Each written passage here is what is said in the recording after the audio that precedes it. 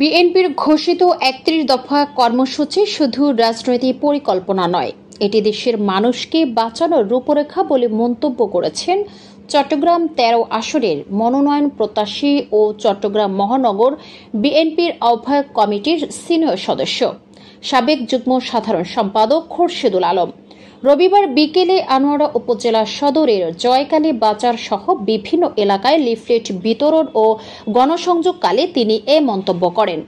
খোরশেদুল আলম বলেন, দেশে গণতন্ত্র পুনরুদ্ধার ও জনগণের অধিকার প্রতিষ্ঠায় বিএনপি যে ৩১ দফা কর্মসূচি ঘোষণা করেছে তা বাস্তবায়িত হলে প্রতিটি নাগরিক ন্যায় বিচার, সম অধিকার ও প্রকৃত স্বাধীনতা ভোগ করতে পারবে। আওয়ামী লীগ দেশের সম্পদ লুটপাট করে জনগণকে দুর্ভোগে ফেলেছে। বিএনপি ক্ষমতায় গেলে জনগণের সরকার প্রতিষ্ঠা করে একটি আধুনিক ও জবাবদিহিমূলক রাষ্ট্র কাঠামো গড়ে তুলবে। তিনি আরও বলেন, দেশের প্রকৃত উন্নয়নের জন্য বিএনপিকে ক্ষমতায় আনতে হবে। বিএনপি ক্ষমতায় এলে কৃষক, শ্রমিক সহ সব শ্রেণী পেশার মানুষের অধিকার প্রতিষ্ঠিত হবে, বেকারত্ব দূর হবে। এ সময় তিনি আসন্ন ত্রয়োদশ জাতীয় সংসদ নির্বাচনে ধানের শীষে ভোট দেওয়ার আহ্বান জানান। গণসংযোগ কর্মসূচিতে আনোয়ারা উপজেলা বিএনপি ও অঙ্গ সহযোগী সংগঠনের বিভিন্ন পর্যায়ের নেতাকর্মীরা উপস্থিত ছিলেন।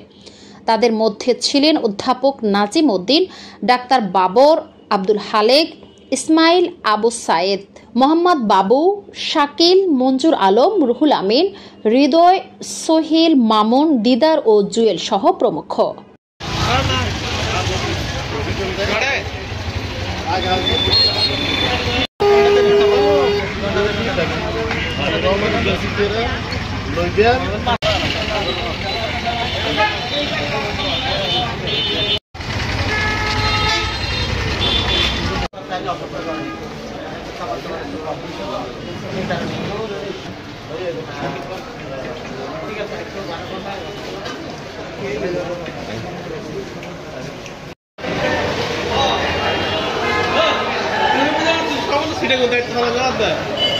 Iya.